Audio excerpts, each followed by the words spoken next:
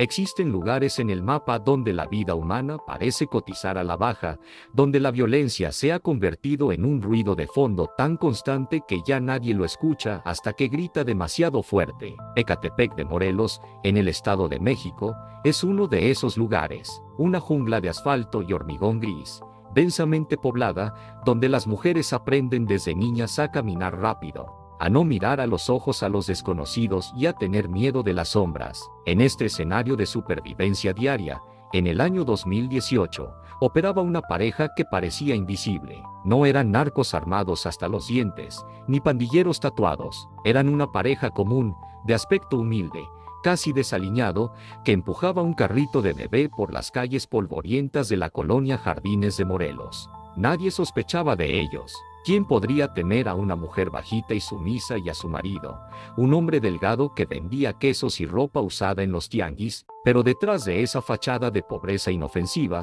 se escondía la maquinaria de muerte más eficiente y sádica de la historia reciente de México. Juan Carlos Hernández y Patricia Martínez no solo mataban, cazaban, y su presa favorita eran las madres jóvenes, mujeres vulnerables que buscaban, como ellos, sobrevivir un día más. Esta es la historia de cómo la desaparición de una joven madre y su bebé de 2 meses destapó una casa de los horrores donde los restos humanos se guardaban en cubetas de pintura y los huesos se daban de comer a los perros. Bienvenidos a Archivos Fríos. Hoy miramos dentro de la carriola del diablo. Para entender cómo cayeron las víctimas, hay que entender la trampa. Patricia Martínez era el cebo. Su papel era generar confianza. Se acercaba a mujeres jóvenes en el mercado, en la tienda, en la calle. Les hablaba de mujer a mujer. Les decía que tenía ropa de bebé barata para vender, o que tenía quesos, o perfumes. En septiembre de 2018, su objetivo fue Nancy Noemí Huitrón.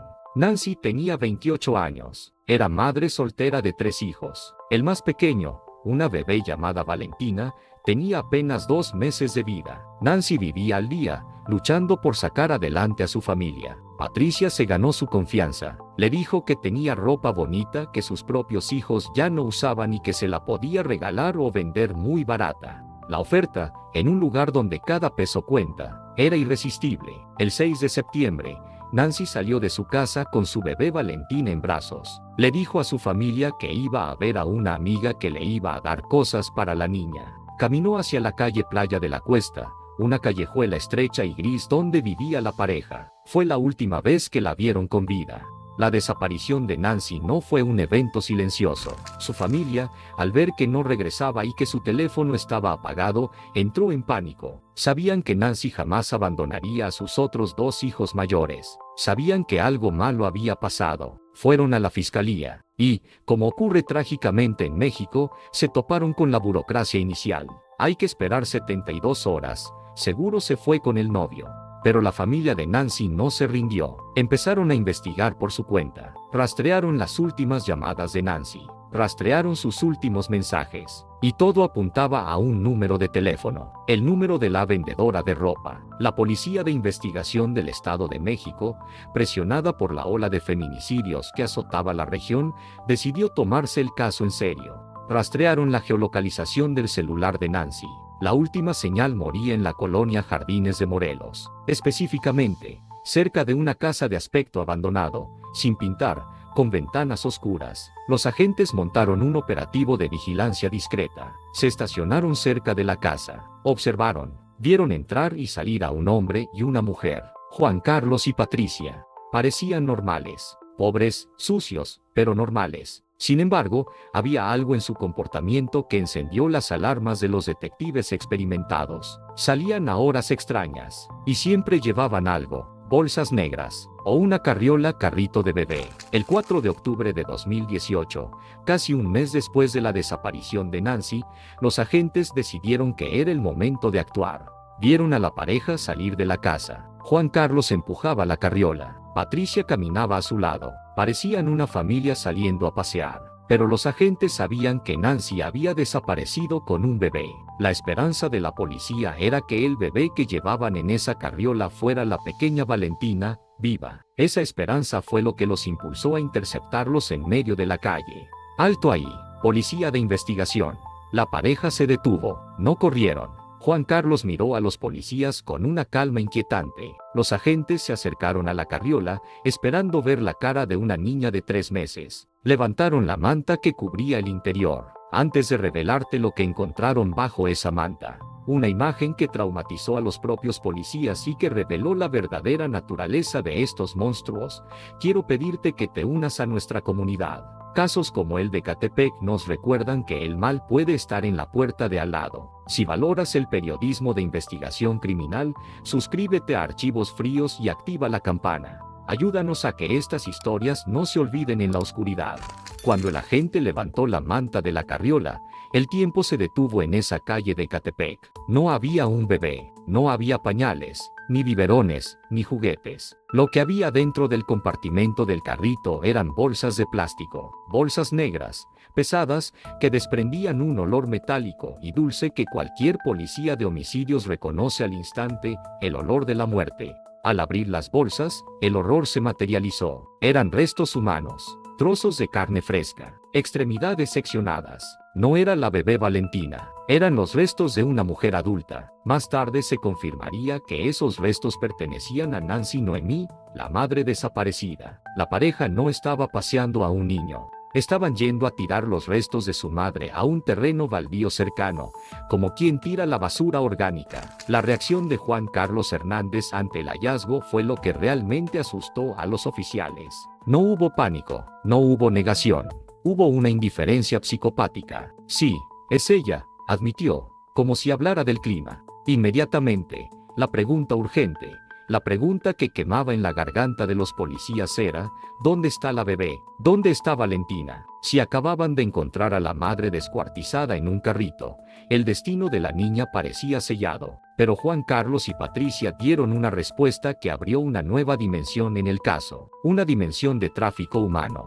La niña no está aquí, la vendimos. La confesión fue rápida y sucia. Dijeron que, después de matar a Nancy en su casa, se quedaron con la bebé, pero no la querían para ellos, la querían como mercancía. Contactaron a una pareja que vivía cerca, una pareja que no podía tener hijos y que estaba dispuesta a pagar por uno sin hacer preguntas. El precio de la vida de Valentina fue de 15.0 pesos mexicanos, unos 700 u 800 dólares de la época. Eso valía la vida de una niña para los monstruos de Ecatepec. Vendieron a la bebé y usaron el dinero para comprar cosas básicas, o quizás drogas, o simplemente para seguir sobreviviendo en su inmundicia. La policía tenía ahora 2 misiones críticas.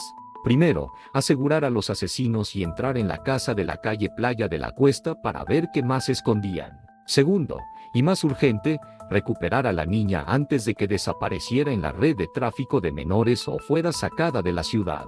Gracias a la confesión de Patricia, que empezó a hablar con más miedo que su marido, la policía localizó a los compradores. Fue un operativo relámpago. Llegaron a la casa de la pareja compradora. Allí estaba Valentina. Estaba viva, estaba sana. Los compradores fueron detenidos inmediatamente por el delito de trata de personas y adopción ilegal. Alegaron que no sabían que la madre había sido asesinada, pero comprar un bebé por 15,000 pesos en efectivo sin papeles es un delito en cualquier lugar del mundo. El rescate de Valentina fue el único rayo de luz en una historia que estaba a punto de volverse mucho más oscura. Porque mientras un equipo rescataba a la niña, otro equipo de peritos forenses entraba en la casa de Juan Carlos y Patricia. La casa de los monstruos. Si el hallazgo de la carriola fue terrible, lo que había dentro de esas 4 paredes superaba cualquier ficción gore. La casa estaba sucia, desordenada, llena de ropa apilada, pero el olor era una mezcla de podredumbre, cloro y suciedad rancia. En la cocina, encontraron un refrigerador. Al abrirlo, vieron que estaba lleno, pero no de comida. Había bolsas con carne humana congelada. Juan Carlos explicaría después, con una tranquilidad pasmosa, que esa carne era para su consumo personal. Me comía partes de ellas, dijo. Las cocinaba con chile, hacía bistecs. Pero eso no era todo. En el patio y en las habitaciones, encontraron cubetas de plástico de 20 litros. Estaban llenas de cemento, pero al moverlas, pesaban demasiado. Cuando los peritos rompieron el cemento, encontraron huesos de piernas, cráneos, manos, Juan Carlos y Patricia no solo habían matado a Nancy, habían estado matando durante años. La casa estaba sembrada de restos de mujeres: Arlette, Evelyn, Luz del Carmen. Nombres que estaban en las listas de desaparecidas de Ecatepec y que la policía no había logrado encontrar. Todas habían entrado en esa casa atraídas por la promesa de ropa barata o ayuda, y todas habían terminado en cubetas de cemento o en el plato de sus asesinos. La magnitud del caso acababa de explotar. No era un homicidio aislado. México estaba ante la pareja de asesinos seriales más prolífica y sádica de su historia moderna. Cuando la puerta de la sala de interrogatorios se cerró, los investigadores de la Fiscalía del Estado de México se encontraron frente a un enigma psicológico que los manuales de criminología llaman folie deux, o locura compartida. Pero etiquetarlo simplemente como locura sería eximirles de la maldad consciente que habitaba en sus decisiones. Juan Carlos y Patricia no eran locos en el sentido de estar desconectados de la realidad. Sabían exactamente lo que hacían, sabían que estaba mal, y disfrutaban haciéndolo. La dinámica de la pareja era compleja y tóxica. Juan Carlos Hernández Bejar era el motor del odio. Patricia Martínez Bernal era el vehículo que permitía que ese odio se moviera por el mundo sin levantar sospechas. Los perfiles psicológicos realizados tras la captura revelaron el origen del abismo de Juan Carlos. Su historia es un catálogo de traumas no tratados que fermentaron hasta convertirse en veneno puro. Juan Carlos relató una infancia marcada por el abandono y la violencia. Habló de una madre que,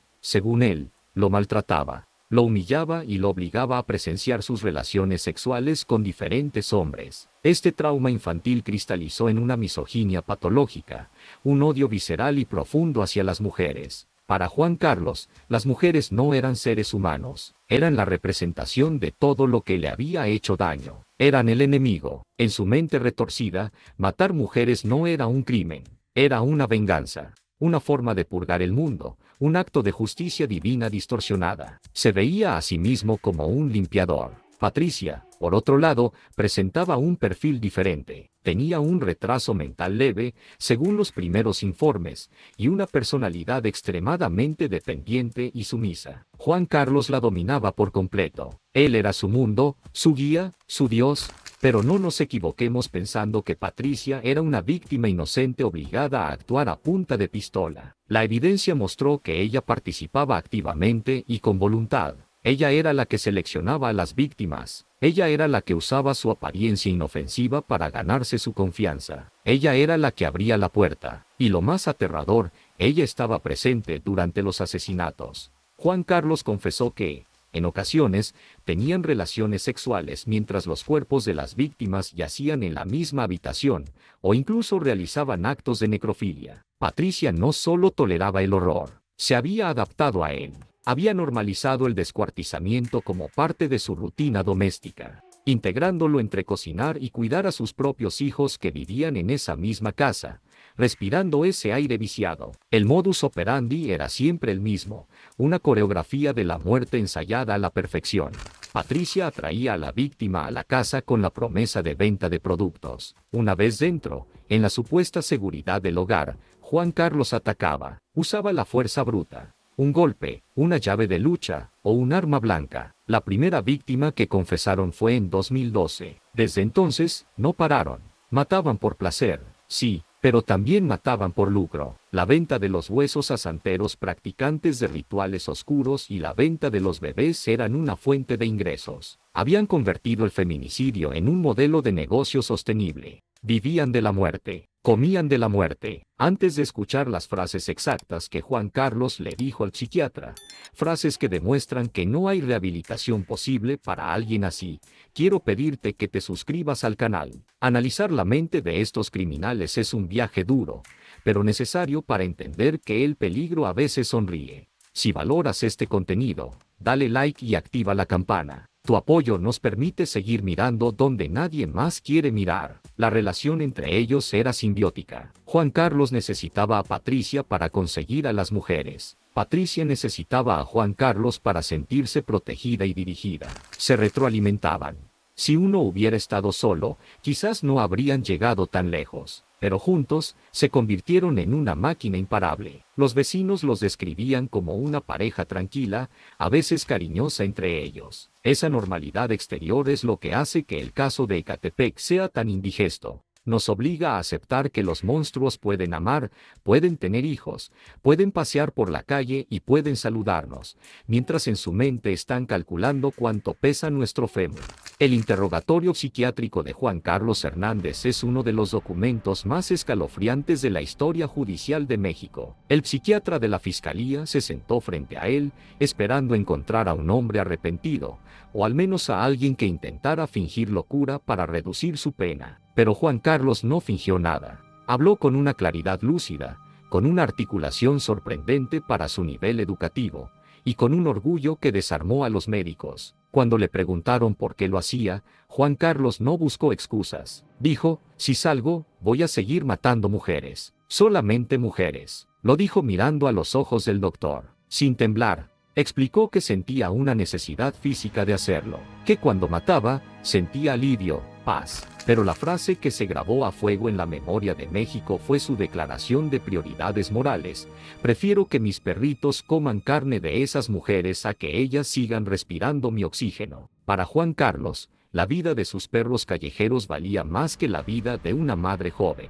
Esa deshumanización total de la mujer es la esencia pura del feminicidio. No las veía como personas, las veía como estorbos, como objetos desechables, como comida para perro. Juan Carlos procedió a dar detalles gráficos que demostraban su memoria fotográfica del horror. Recordaba nombres, recordaba fechas, recordaba qué ropa llevaban.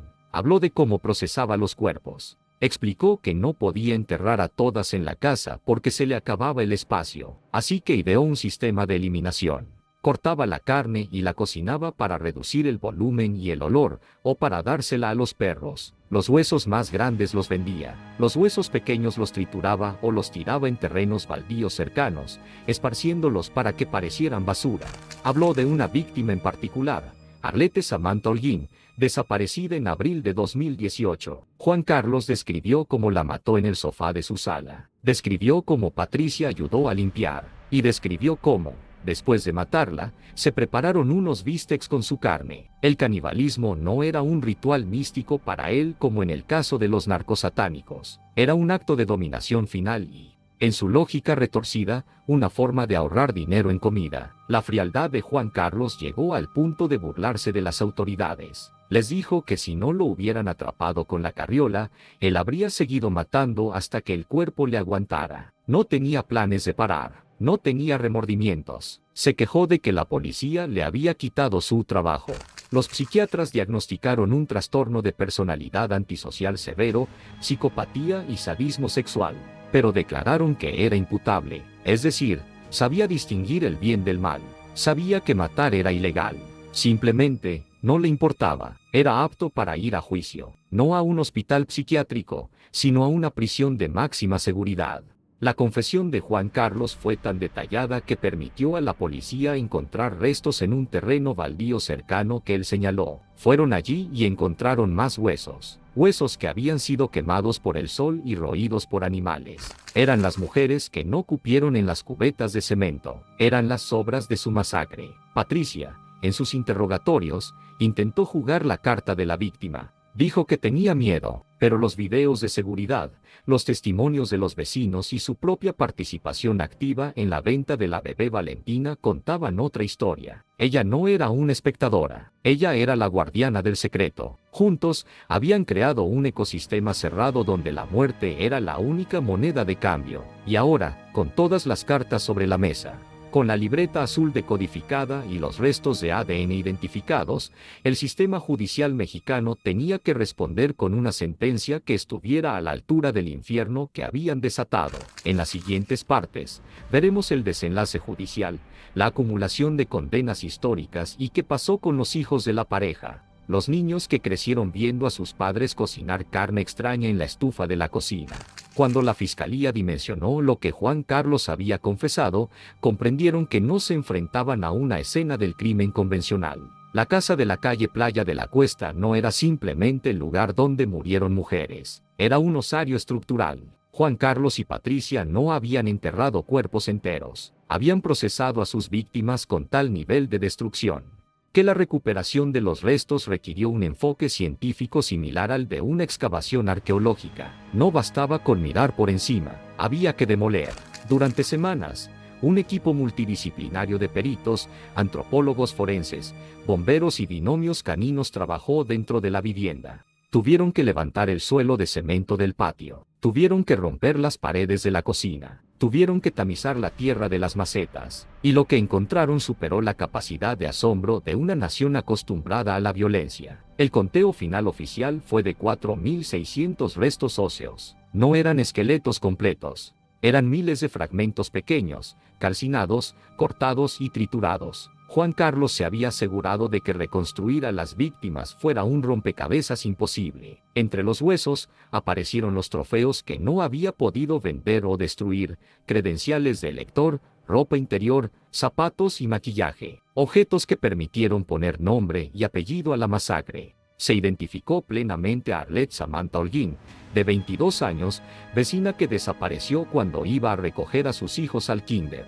Se identificó a Evelyn Rojas, de 29 años, madre de 2 niños, que buscaba ropa americana. Y se identificaron los perfiles genéticos de muchas otras mujeres, algunas desaparecidas desde hacía casi una década. Pero el horror físico de los huesos palideció ante el horror social que se destapó en el vecindario. Durante los interrogatorios y las investigaciones de campo, se confirmó el detalle más grotesco del caso, el canibalismo comunitario involuntario. Juan Carlos no solo comía a sus víctimas, como parte de su fachada de buen vecino, y quizás como una forma retorcida de deshacerse de la evidencia, preparaba grandes cantidades de carne, hacía carnitas o guisados con chile, y los regalaba, o los vendía a precios ridículos en el mercado informal. Vecinas de la colonia Jardines de Morelos, mujeres que tenían hijos, declararon horrorizadas que ellas habían aceptado platos de comida de Patricia. La comprensión de que habían alimentado a sus propias familias con los restos de las mujeres desaparecidas del barrio provocó un trauma colectivo en Ecatepec que tardará generaciones en sanar. Era la profanación definitiva, convertir a la comunidad en cómplice biológico de sus crímenes. Juan Carlos disfrutaba de esto. En sus declaraciones, se percibía un orgullo sádico al relatar cómo engañaba a todos. Se sentía superior. Se sentía un depredador entre ovejas. La casa fue vaciada. Se sacaron toneladas de basura, ropa vieja y pornografía. Pero hubo algo que la policía encontró en esa casa que no eran restos humanos, y que representaba la tragedia viva del caso: los niños. Juan Carlos y Patricia no vivían solos. Tenían 4 hijos menores de edad viviendo con ellos en ese infierno. Niños de 10, 6, 4 y un bebé de 1 año. Estos niños crecieron viendo la ropa de las víctimas apilada. Crecieron respirando el olor a muerte. Crecieron viendo a sus padres descuartizar algo en la cocina. Los informes sugieren que los niños estaban en condiciones de abandono, sucios y malnutridos, pero lo más grave es el daño psicológico. Ellos fueron las víctimas silenciosas que sobrevivieron al monstruo durmiendo en la habitación de al lado. Antes de llegar al veredicto final, donde veremos la suma histórica de años de cárcel que recibieron, quiero pedirte que te suscribas. Este caso es un recordatorio de que debemos proteger a los más vulnerables. Si crees que estas historias deben contarse para que no se repitan, únete a Archivos Fríos y comparte este video. El proceso judicial contra los monstruos de Ecatepec fue rápido y contundente. No hubo una defensa apasionada, ni alegatos de inocencia creíbles. La evidencia física de los huesos y la evidencia confesional de los videos y libretas eran abrumadoras. Lo que sorprendió a México fue la actitud de la pareja durante las audiencias. No lloraron, no bajaron la cabeza. En varias ocasiones, Juan Carlos sonrió. Se le vio relajado, incluso aburrido. Cuando la madre de una de las víctimas le gritó en la cara, él la miró con indiferencia absoluta. Patricia, aunque más callada, tampoco mostró la empatía que se esperaría de una madre. Fueron juzgados por múltiples delitos: feminicidio, trata de personas por la venta de la bebé Valentina, desaparición forzada y violación a las leyes de inhumación. Las sentencias comenzaron a acumularse como una torre de castigo. Primero fueron 30 años por ocultar restos, luego 4 años por la trata de la bebé, luego 40 años por la muerte de Nancy, luego 40 años por Arlette, luego 40 años por Evelyn. Y así, juicio tras juicio, víctima tras víctima. En total, Juan Carlos Hernández y Patricia Martínez acumularon sentencias que suman más de 327 años de prisión. Es una cadena perpetua de facto. Morirán en la cárcel. Nunca volverán a ver la luz del sol como personas libres. Están recluidos en penales de alta seguridad, aislados del resto de la población carcelaria porque, incluso en el Código Criminal de la cárcel, matar mujeres y vender bebés es un crimen que se paga con sangre. ¿Y qué pasó con los niños? Los 4 hijos biológicos de la pareja fueron puestos bajo la custodia del Sistema de Desarrollo Integral de la Familia del Estado de México. Sus identidades fueron protegidas y se les asignaron tutores y psicólogos. La tragedia es que esos niños llevan el apellido del monstruo. El Estado intenta darles una nueva vida, quizás con nuevos nombres, lejos del estigma, pero la memoria de la Casa de los Horrores es una herida difícil de cerrar. La bebé Valentina, la hija de Nancy que fue vendida, tuvo un final diferente. Fue recuperada sana y salva de la casa de los compradores y entregada a su abuela materna. Hoy crece rodeada de amor, ajena a que su precio de venta fue de 15,000 pesos, ya que su madre murió para protegerla. El legado de los monstruos de Ecatepec es una cicatriz en la conciencia de México. Nos enseñó que la pobreza extrema es el camuflaje perfecto para el mal. Nos enseñó que el sistema falla al no buscar a las mujeres desaparecidas de los barrios marginales con la misma urgencia que a las de los barrios ricos. Si la policía hubiera investigado la primera desaparición en 2012 con seriedad, muchas de las víctimas estarían vivas hoy. Juan Carlos no era un genio criminal. Era un oportunista que se aprovechó de la indiferencia del Estado. Dijo que odiaba a las mujeres porque le robaban el aire. Ahora, en su celda de 3 por 3 metros, el aire que respira es prestado por el mismo Estado que se burló de sus víctimas durante años. En Archivos Fríos, cerramos este expediente sabiendo que el mal fue detenido, pero no erradicado. La casa de la calle Playa de la Cuesta sigue allí, vacía, expropiada, como un monumento al horror. Los vecinos pasan rápido y se persignan. Y en el aire de Ecatepec queda la advertencia eterna: cuidado con quien te ofrece ayuda en la calle, porque el diablo a veces empuja una carriola de bebé. Soy el narrador de Archivos Fríos, y esto ha sido la historia de los monstruos de Ecatepec. Gracias por acompañarnos a lo más profundo de la oscuridad humana. Suscríbete, comenta qué caso quieres que investiguemos y comparte para que las víctimas nunca sean olvidadas. Hasta la próxima.